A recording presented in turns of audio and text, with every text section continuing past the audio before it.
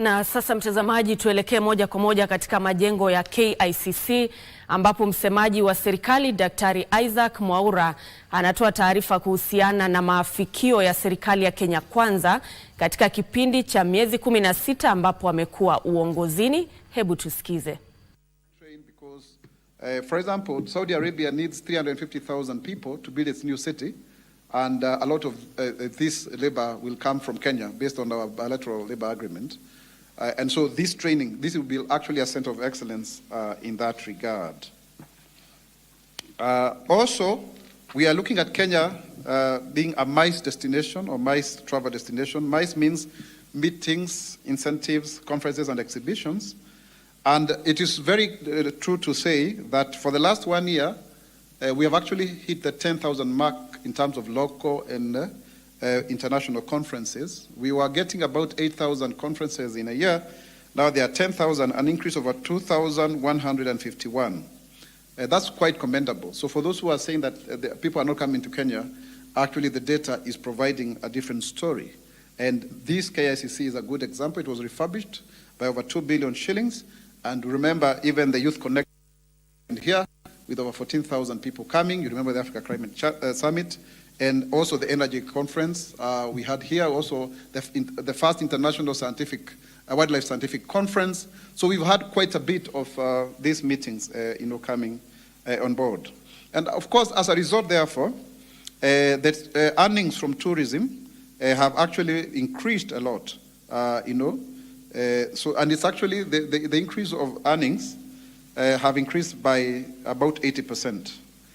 So please look at that and see how Kenya is changing. Kenya is actually changing. For example, tourist arrival have actually is now 1,757, 164, 1 million. I beg your pardon. Let me repeat that.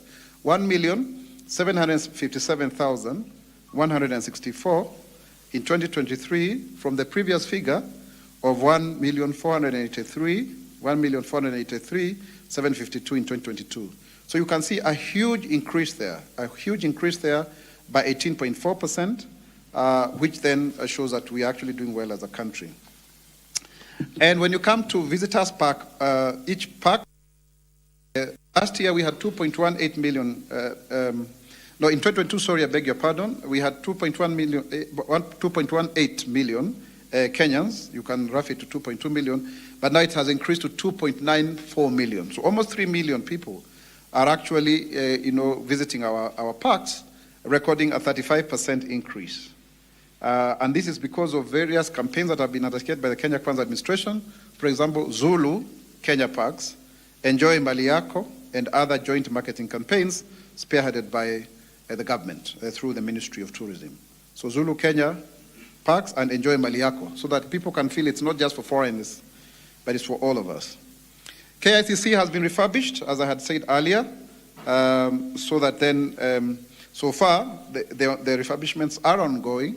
They are at 22%, so by the time they are done, this will be a truly international conference center, going forward. And also, there is sustainable investment in terms of parks across the country, to the extent that now all of the payments in our national parks are now are on e-citizen. So you don't need to use cash to do so. So that is very, very important because it has seen a serious increase in monies that are being collected, what we call in government appropriation in aid. A lot of money now, like even David Shedrick, the Kenya Wildlife Service, because of this onboarding, so that there is no human agency. And that is very important, ladies and gentlemen, because it is helping the country to be reliable on its own. It should be reliant on its own revenue. We are targeting to raise about 1.5 trillion from A&A, or over and above the various other taxes. So 222 is a e-citizen line, and we're encouraging to pay that through that directly. And those who are resorting back to cash, of course, that is corruption, and they will be outed.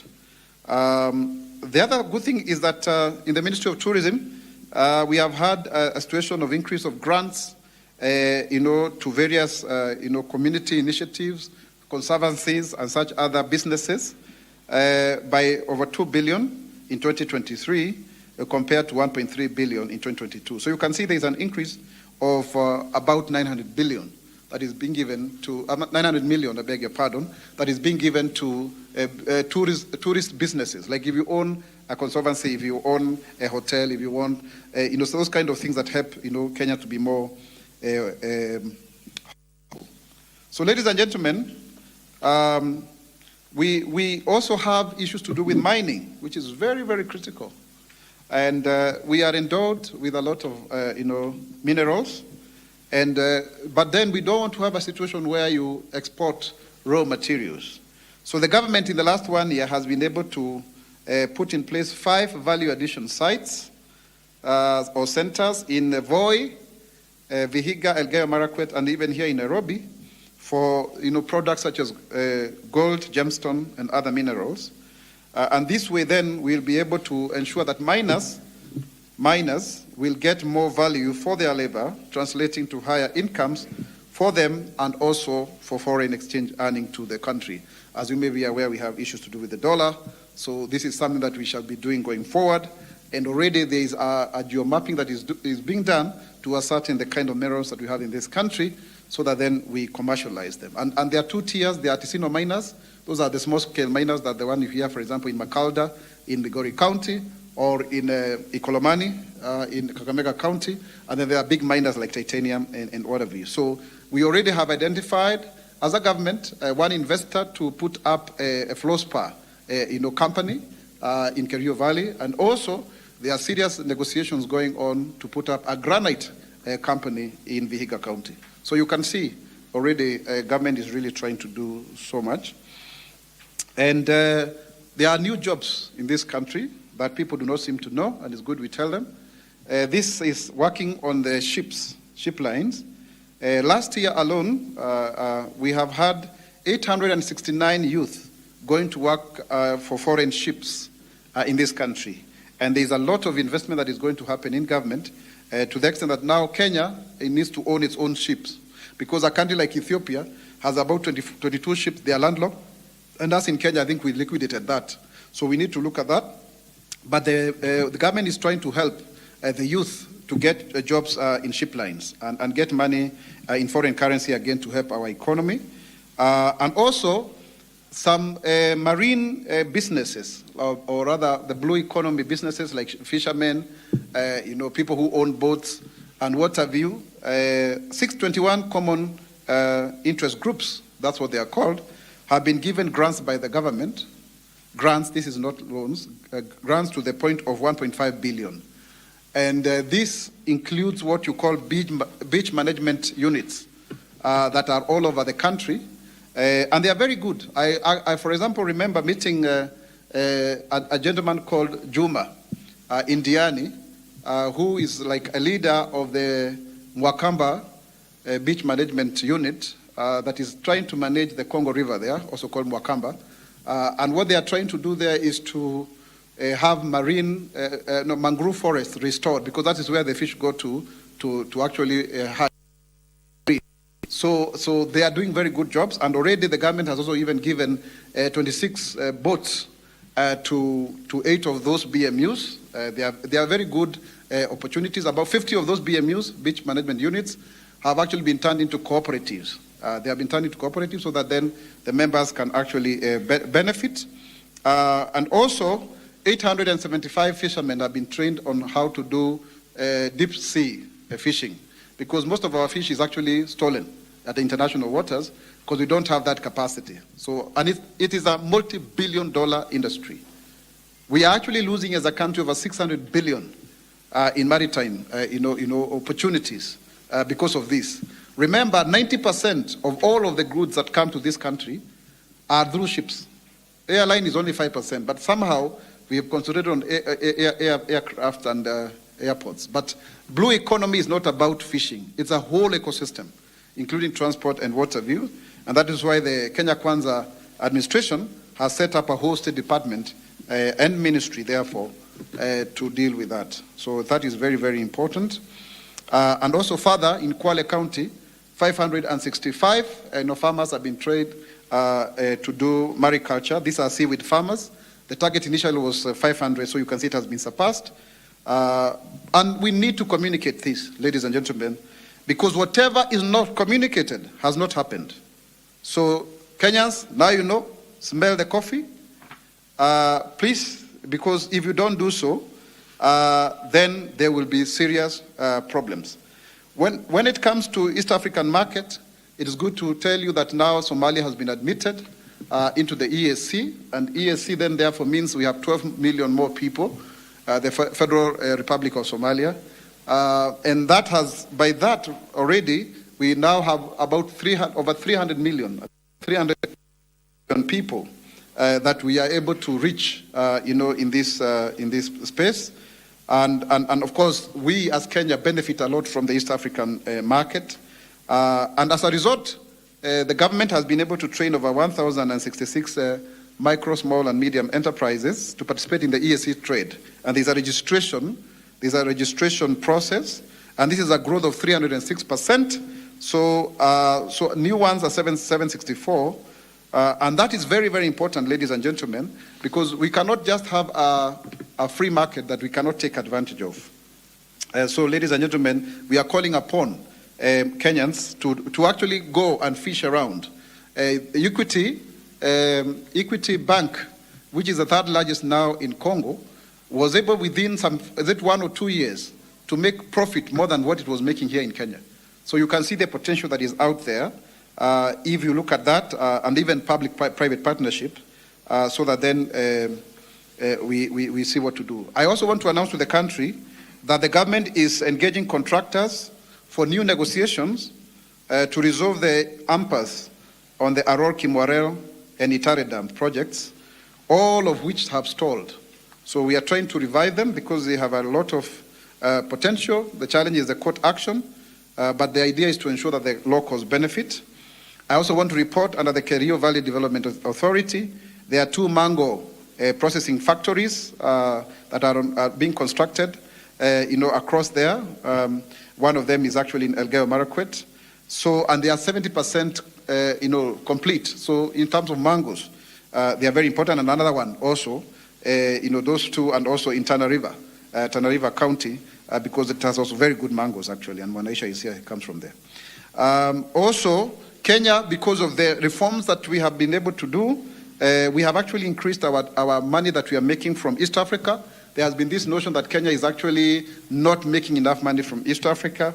We've been able to increase our export earnings from 218.9 billion in 2022 to 246.3 billion in 2023. That's an increase of about 27 billion.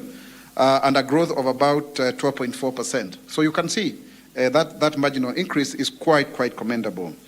And of course, even for those that we host here, because Kenya is a host country for refugees, there are projects in water, in sanitation, in Garissa and Wajir and Mandera counties to ensure that we support our refugees. And some people have been asking, why are we seeing so many Burundians coming to work here? It's a free market. It's the East African community. They are part of us.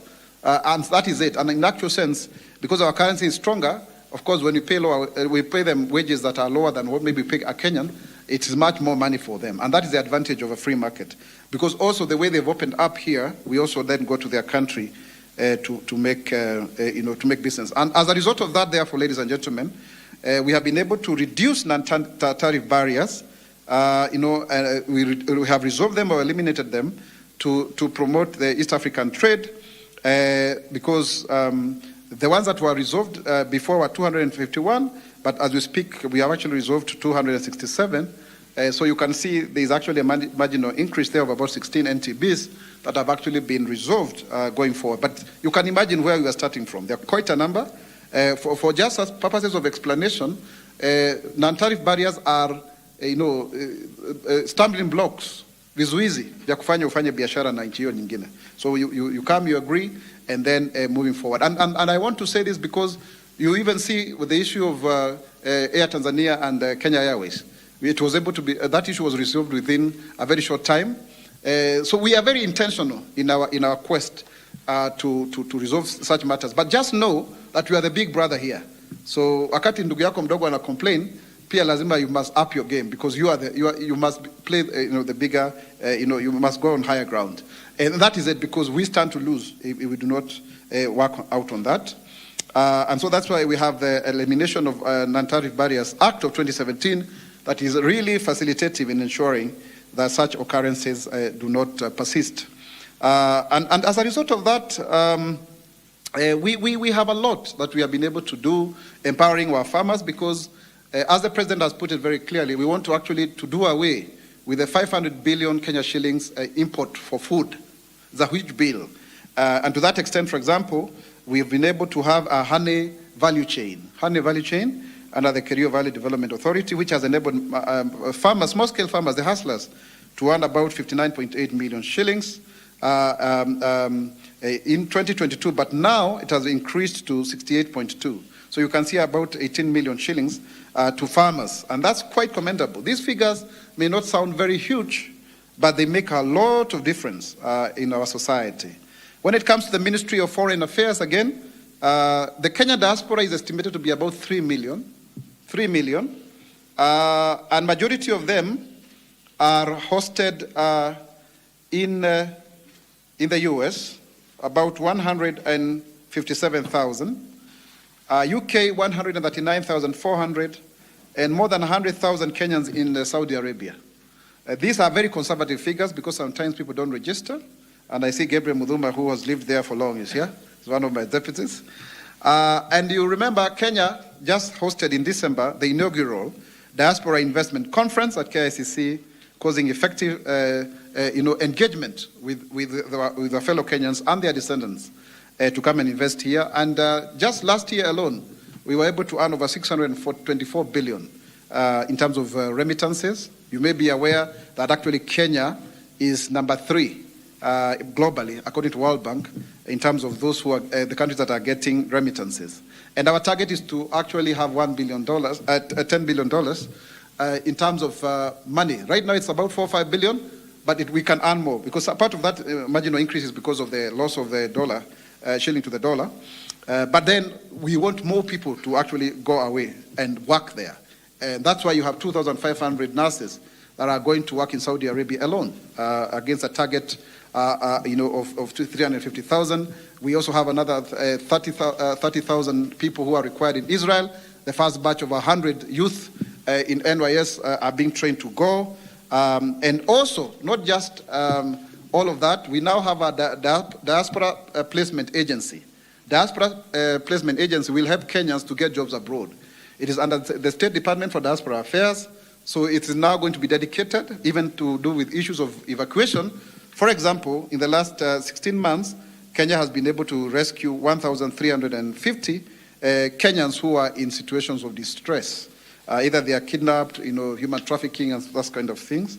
So really, ladies and gentlemen, we have done a lot. We have done a lot as a country, but there are challenges that exist. For example, issues to do with a huge public debt. We have a debt issue. As you may have seen before when the president communicated, under President Kibaki, we used to do 22-23% of revenue to GDP. It has since gone down to 17%, and that deficit, cumulatively, is what is making us to even have public debts and not being able to meet our financial obligations. KRA missing its targets here and there. Shortage of staff in ministries, for example, remain a big challenge, especially in technical areas across government. And this is something that really needs to be looked at into. You find establishments that are only 50% in water view.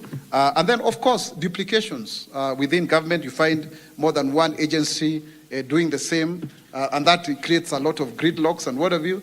But we hope and believe that when we have the retreat of the National Executive on the first week of February, hopefully, we'll be able now to harmonize this. So we are moving on. The caravan, the train is moving on. As I told you, we will be today at Ministry of Water, and that is it. So kwa mafupi, ndio tuchukue maswali, ni kwamba kuna mambo mengi sana ambayo serikali imeweza kufanya ambayo itasaidia uchumi wa nchi hii yetu.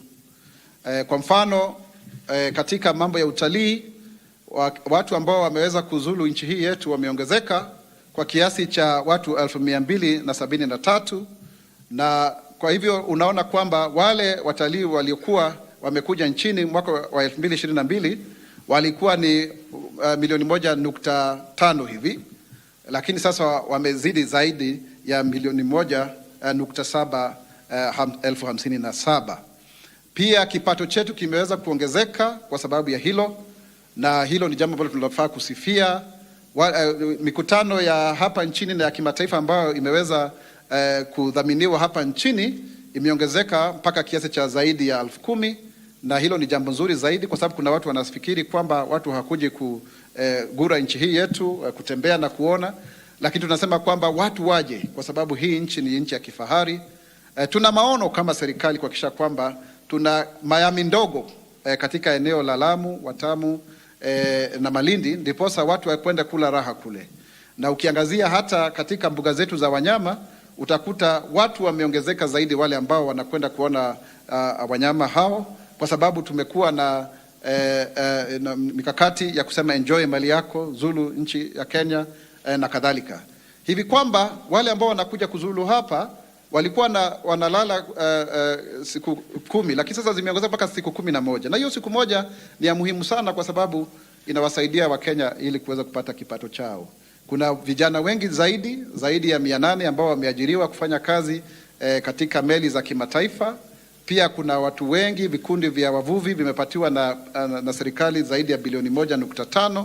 Kuna wale seaweed farmers wa kule Kwale wameweza kupatiwa mafunzo na pesa zaidi ya 565.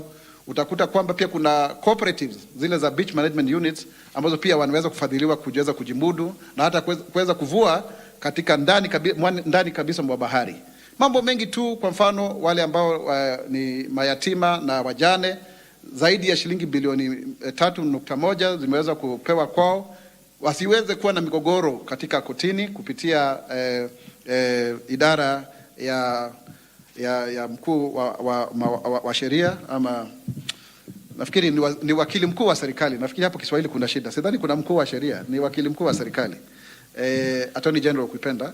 Na pia watu zaidi ya 1,100, yani mahasla 122 wameweza kupatiwa mawakili bure ili waweze kujisaidia, kwa sababu mara nyingi hawawezi wakaweza kulipa mawakili wao kwa sababu ni bei ghali, na pia watu wengi hawawezi kuelewa vile sheria inavyojiendeza.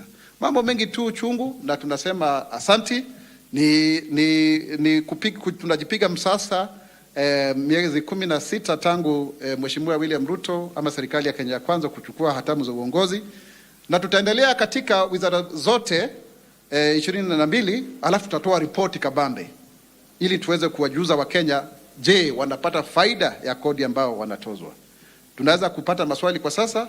Nasema asante, na niseme kwamba Kenya ni nchi ya kifahari, Kenya ni nchi ya kutajika, Kenya ni nchi ambayo inapendeza. Kenya itasimama, Kenya itainuka, Kenya itanawiri tukiwa na umoja na uzalendo. Naam, shukran sana Daktari Isaac Mwaura. Bila shaka ni dhahiri shairi kwamba tunaganga yaliyopo na yajayo kama serikali ya Kenya Kwanza. Kwa sasa basi nitawapatia fursa wanahabari muweze kuuliza maswali, na msemaji wa serikali ataweza kuyajibu moja kwa moja. Utaambia jina lako, unatoka media house ipi, na uweze kuuliza swali. Mtazamaji, ni picha za moja kwa moja kutoka katika majengo ya KICC, ambapo msemaji wa serikali Daktari Isaac Mwaura alikuwa tu anaangazia baadhi ya maafikio ya serikali ya Kenya Kwanza katika kipindi cha miezi 16 ambapo wamekuwa uongozini, na bila shaka amegusia tu sekta mbalimbali, na ni taarifa ambayo tutakuwa tunakupa maelezo yake